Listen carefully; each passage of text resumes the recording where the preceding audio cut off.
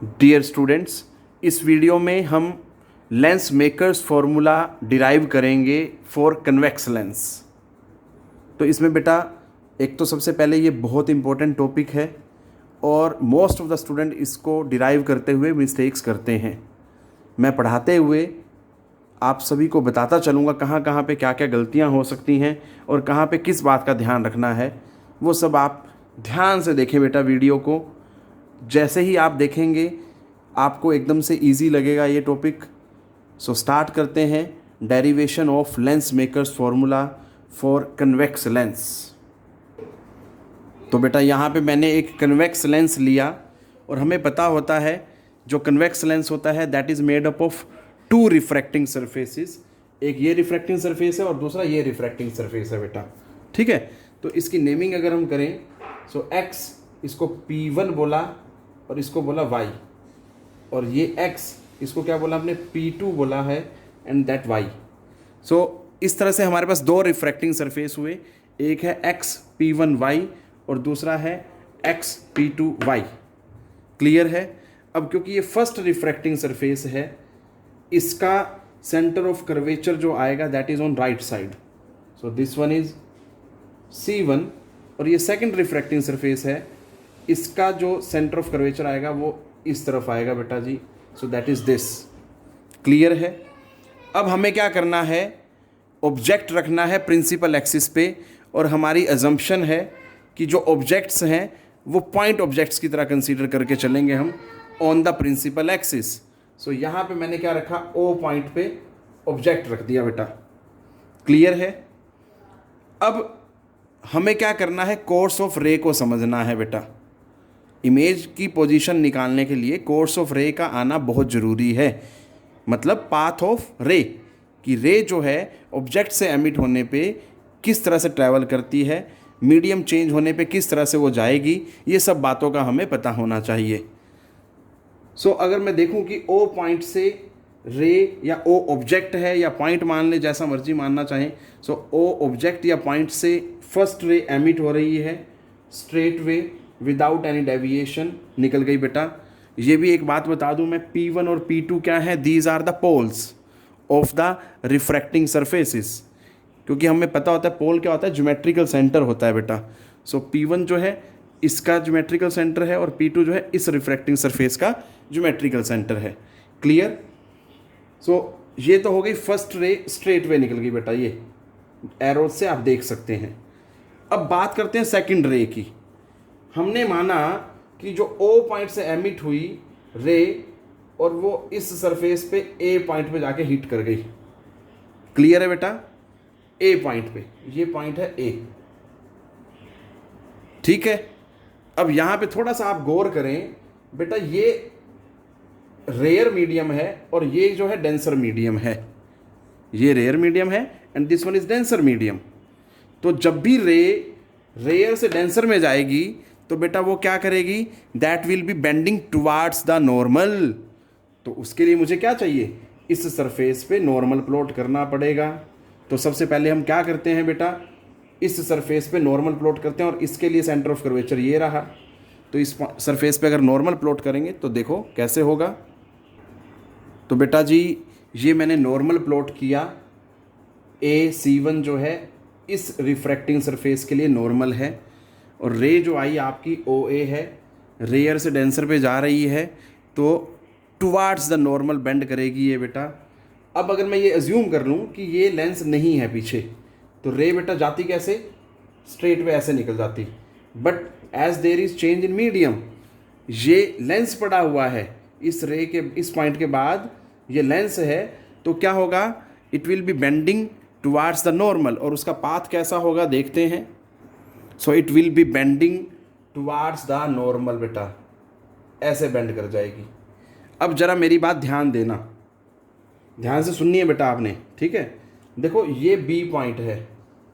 अब अगर मैं अज्यूम कर लूँ कि ये सारा जो है डेंसर मीडियम है, मतलब लेंस जो है ये सारा कॉन्टिन्यूटी में है। यहाँ पे कहने का मतलब ये बोलेंगे कि जैसे ही लेंस के बाद यहाँ पे हमें दिखाई दे रहा है कि there is change in medium, but अगर मैं अज्यूम कर लूँ कि भैया there is no change in medium, there is continuity of the same medium, denser medium की, तो बेटा ये जो रे है स्ट्रेट वे यहाँ से निकल जाती और जाके प्रिंसिपल एक्सिस पे इस पॉइंट पे मिल जाती। So this is the image point basically. आप चेक कर सकते हो, देखो फर्स्ट रे स्ट्रेट वे गई, सेकंड रे यहाँ से होते हुए इस तरह से बेंड होके यहाँ आ गई। सो I1 is the image point, और मैं ये बोल सकता हूँ I1 is the real image of object O after refraction through surface x P1y। ये चीज़ ध्यान देनी है बेटा। अब बात आती है मैथमेटिकल पार्ट की। अभी सिर्फ थोड़ा सा ही हुआ है टॉपिक, ध्यान से देखें। मैंने क्या किया है अभी तक, डिस्कस किया है refraction through first refracting surface x P1y, और यहाँ पे हम देख रहे हैं कि जो रे है रेयर से डेंसर मीडियम की तरफ गई। तो हमें पता होता है जब भी रेयर टू डेंसर मीडियम की तरफ जाते हैं तो क्या क्या पैरामीटर लिए जाते हैं बेटा, क्या एक्सप्रेशन आता था याद करो रेयर टू डेंसर के लिए। बस उसमें हमने अकॉर्डिंगली चेंजेस कर देने हैं।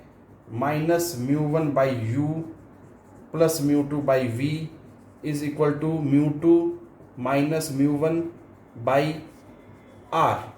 ये बेसिक रिजल्ट था। अब इसमें हमने इस आर्टिकल के अकॉर्डिंग चेंजेस करने हैं बेटा।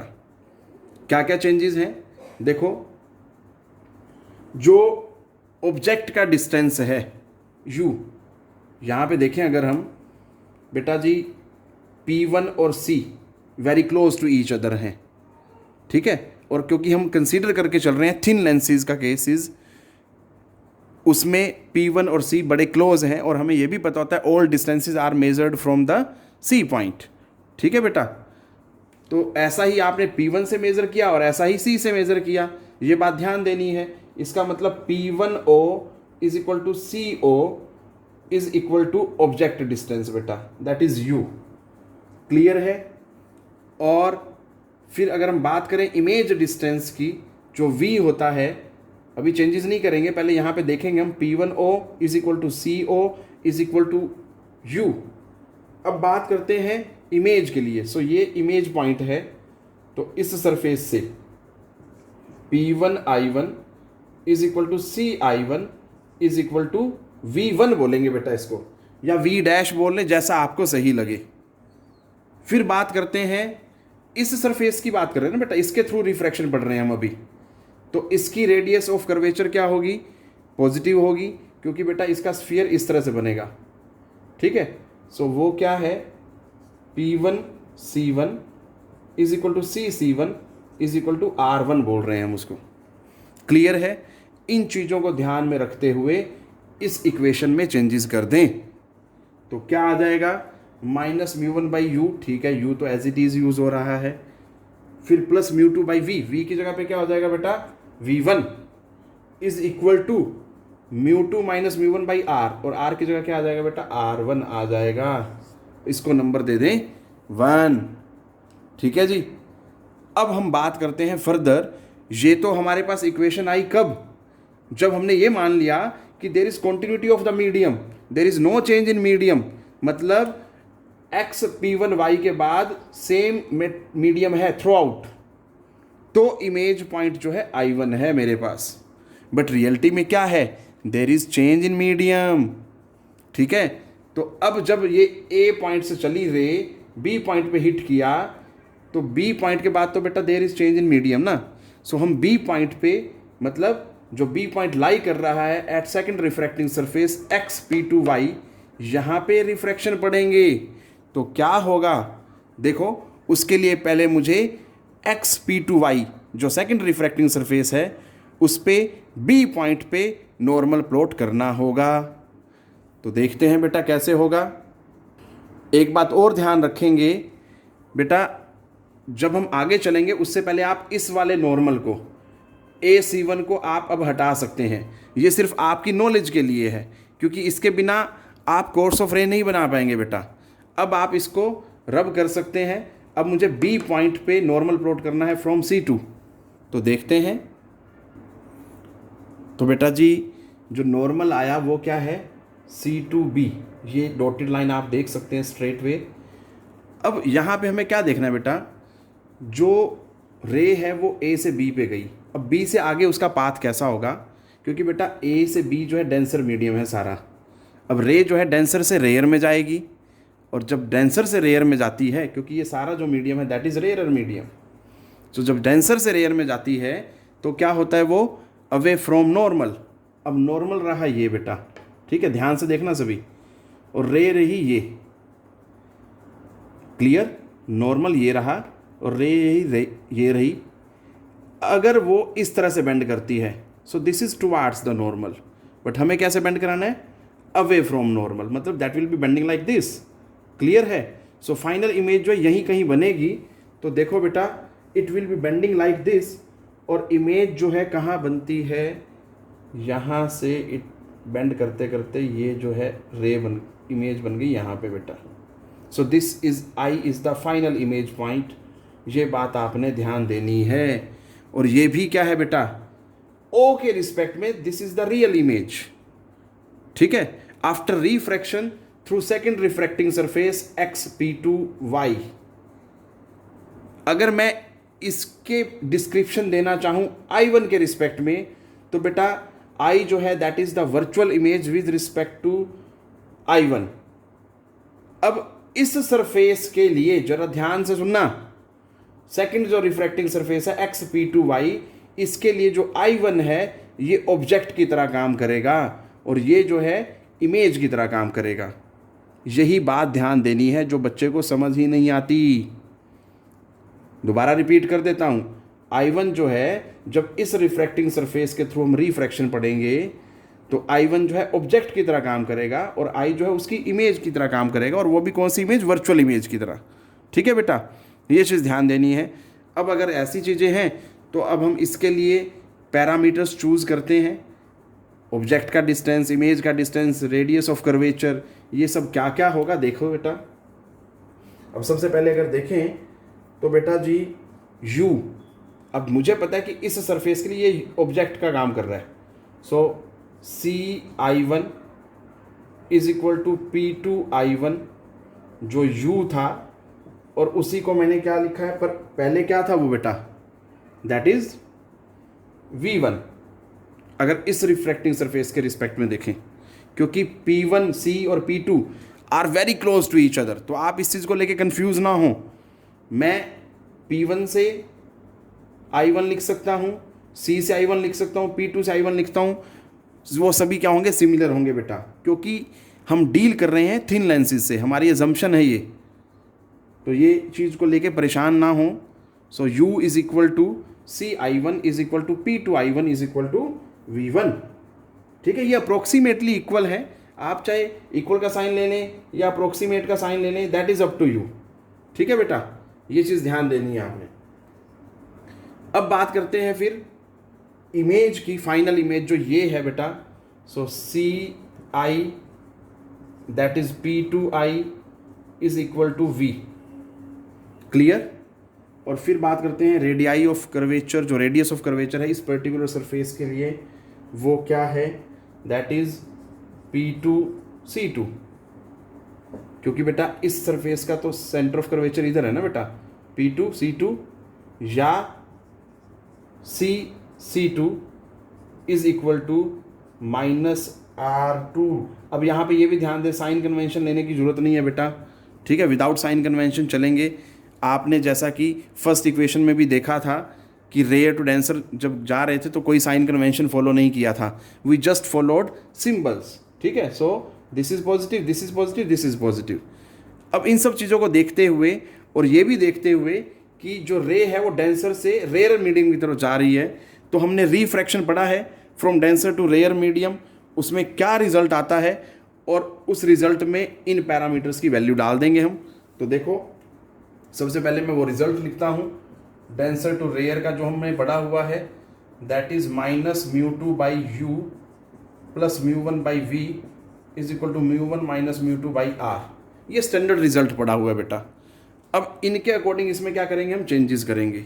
तो मैंने बता दिया u जो है दैट इज v1, ठीक है बेटा, जो इस रिफ्रैक्टिंग सरफेस के लिए ऑब्जेक्ट है वो असली में क्या माना था हमने, v1 माना था ना बेटा। सो u की जगह तो आ जाएगा v1, v फाइनल है ही है इमेज डिस्टेंस, और जो आर है रेडियस ऑफ कर्वेचर, वो क्या आ जाएगा यहाँ पे R2। साइन कन्वेंशन हमने लेना ही नहीं है, सिर्फ सिंबल्स लेने हैं, और इसको नंबर दे दिया बेटा 2। जरा ध्यान से देखना आप, इक्वेशन नंबर 1 में हमने रेयर टू डेंसर रिफ्रैक्शन का रिजल्ट लगाया था, इक्वेशन नंबर 2 में डेंसर टू रेयर के थ्रू रिफ्रैक्शन का रिजल्ट लगाया बेटा, और ये सारे पैरामीटर्स यूज़ किए according to the given situation.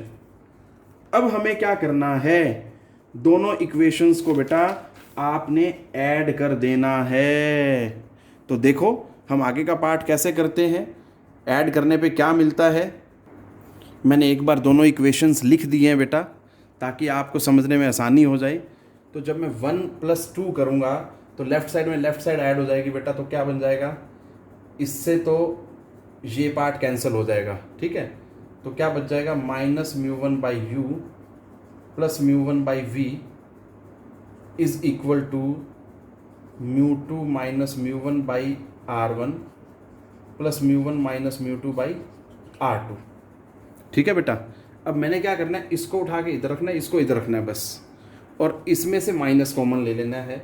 तो क्या बन जाएगा, μ1/v - μ1/u is equal to μ2 - μ1/r1 -μ2 - μ1/r2, ठीक है बेटा। अब इधर से μ1 कॉमन आ रहा है और राइट साइड से μ2 - μ1 कॉमन आ रहा है, क्योंकि इस टर्म में भी है और इसमें भी है।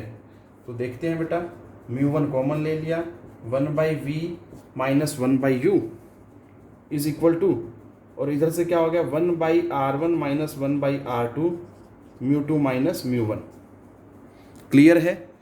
अब ये जो μ1 मल्टीप्लाई हो रहा है ना बेटा, ये चला गया उधर जाके डिवाइड हो गया, और 1/v - 1/u is equal to 1/f, ये लेंस फॉर्मूला से हमें पता होता है, आपने 10th क्लास में भी पढ़ा होता है बेटा। तो इस सारे की जगह पे तो आ गया 1/f इज इक्वल टू, ये μ1 जो मल्टीप्लाई हो रहा है उधर जाके डिवाइड हो जाएगा, μ2 - μ1/μ1, और ये 1/r1 - 1/r2। अब फर्दर देखते हैं बेटा, अब ये μ1 इसके नीचे अलग और इसके नीचे अलग, क्लियर। तो क्या आता है हमारे पास, that is 1/f μ2/μ1 - 1 into 1/r1 - 1/r2। अब ये जो है ना μ2/μ1, ये क्या हुआ, refractive index of second medium with respect to first, और μ2 क्या है, सेकंड मीडियम का रिफ्रैक्टिव इंडेक्स, मतलब डेंसर मीडियम का बेटा, और ये क्या है, रेरर मीडियम का। तो डेंसर मीडियम का refractive index with respect to rarer medium, जिसको हमने सिंपली क्या लिया है, म्यू माना है। ये बात ध्यान देनी है, अभी के लिए आप याद रख सकते हैं डेरिवेशन में, बट न्यूमेरिकल में प्रॉब्लम आती है। न्यूमरेटर में जो ऊपर है वो डेंसर मीडियम का रिफ्रैक्टिव इंडेक्स है, और नीचे जो है रेरर मीडियम का रिफ्रैक्टिव इंडेक्स है। इस बात का ध्यान देना आपने सभी ने। तो μ2/μ को हमने क्या लिया बेटा, दैट इज म्यू, और क्या आ जाता है रिजल्ट हमारे पास। सो फाइनल रिजल्ट आता है बेटा हमारे पास 1/f is equal to μ - 1, 1/r1 - 1/r2। So this is the final expression for lens makers formula in case of convex lens.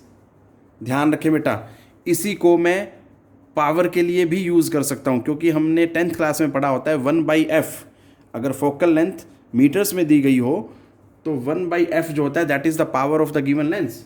So power also written like this, power के लिए भी मैं बोल सकता हूँ दिस इज द एक्सप्रेशन, ठीक है बेटा। तो ये चीज़ आपने ध्यान देनी है। This is the final result which we desired to obtain in the form of lens makers formula for convex lens बेटा। आई होप आप सभी ध्यान से पढ़ेंगे बेटा, बहुत लंबी वीडियो है, टॉपिक एक ही है, बट बहुत ध्यान से समझने वाली वीडियो है बेटा। टेक केयर बेटा, पढ़ते रहें।